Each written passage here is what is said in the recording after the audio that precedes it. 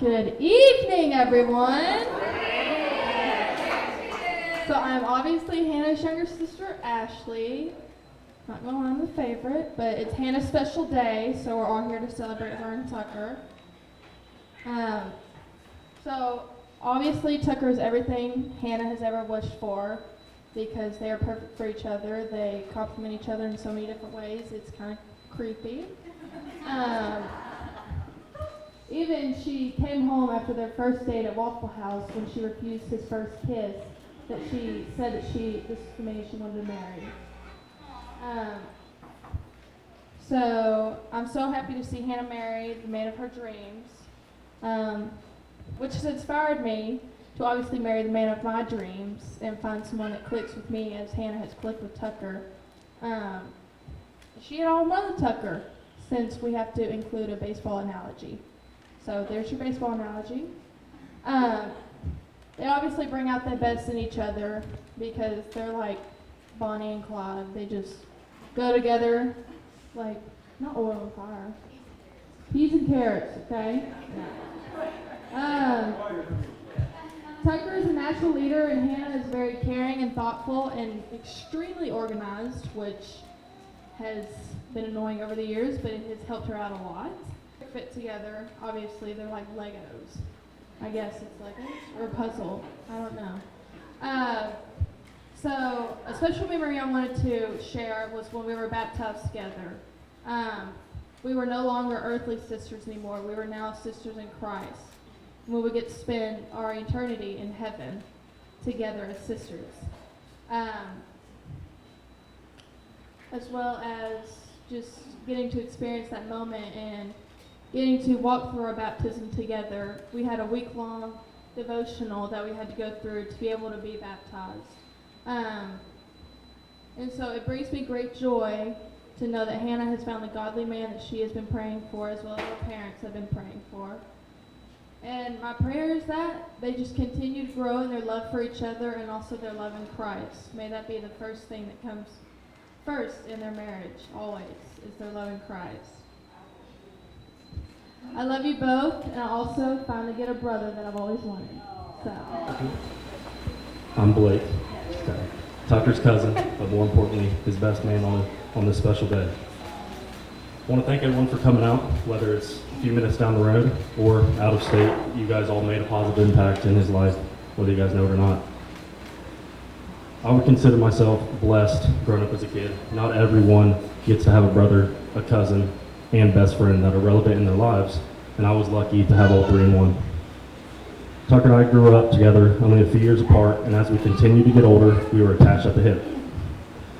Whether it was playing video games, carpet football, or me showing him how to shoot a three-pointer out in his barn.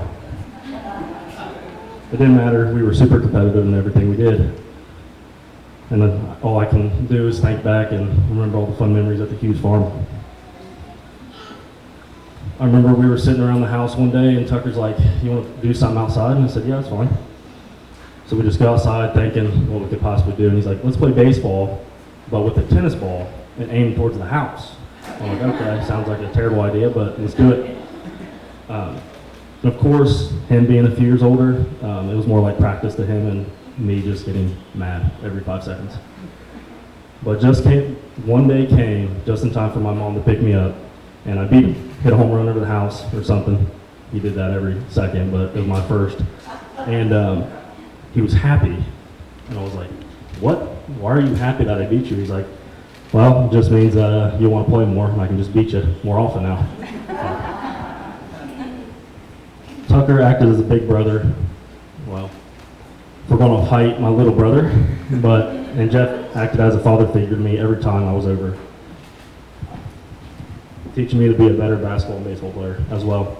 And I took it seriously and was eager to learn every chance I could. I was actually so eager.